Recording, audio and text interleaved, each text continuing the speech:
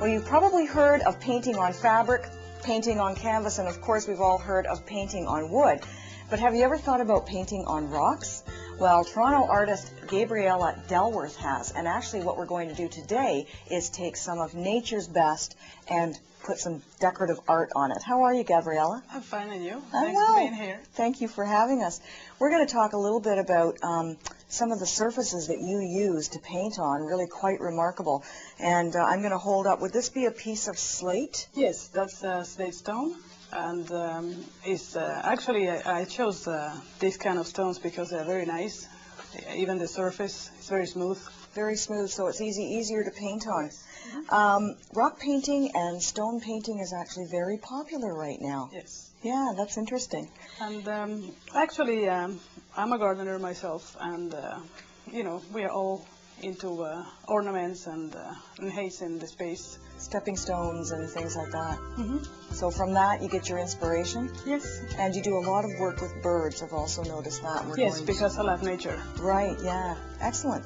Well, we're going to talk a little bit about the piece that we have here, which is a beautiful blue jay. Thanks. And you're going to show us how to do it on this piece of slate that you have in front of you? All right. How do we get started?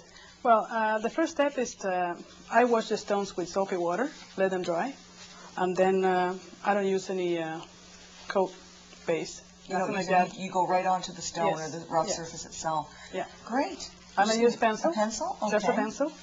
And you do your drawing. Now, as far as the drawing is concerned, are you inspired by anything, or do you just sort of do it from your head? Sometimes I see them live, Right. running around or in the trees. Right. And that's how I choose what kind of bird I'm going to paint. And of course, everybody loves the blue jays because of the blue. Mm-hmm. You know, it's Very awesome vibrant. color. Yes. And cardinals, of course, because they're so bright and vibrant as well. And we are all for the color. Right. When you put them in the garden, they stand out. You know, with the Yes. the flower. Of course they would. And so you just decided one day that you were going to try painting on a rougher surface? Yeah, because before I was painting on walls, which I love a lot, and I said, well, you know, why not? The stones were something new. I'm always in the garden centers. Right, yeah, yeah. Can't miss stone in there. One day I bought one, and that was it. Excellent, that's great. So it sure doesn't take you long to come up with the image of the bird. No, and then once you have the image on top of the stone, so then you can start playing with the colors. Right. Okay. You know, to start seeing where they go. And even when you're drawing with pencil, it's very easy to erase. You can do it with a cloth or your fingers. So Gabriella, let's talk about the paints that you use. Water-based or oil-based?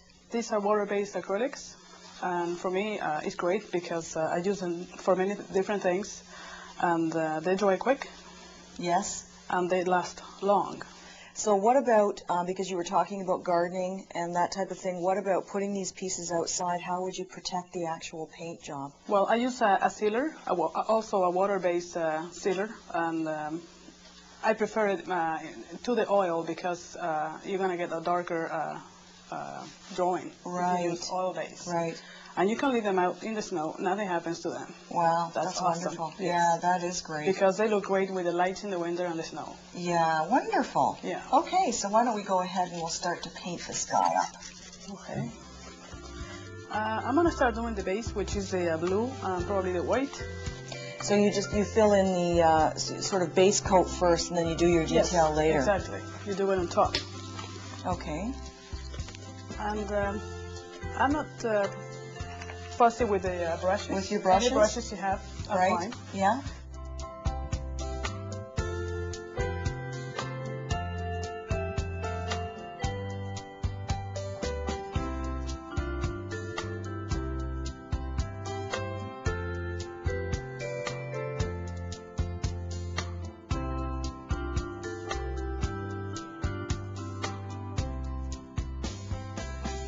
So here's our almost finished bird, which is beautiful and very similar to the one that you have in front of you here that's completely finished. Gabriella, your work is delightful. Thank you so much for having us here today. Thanks for being here.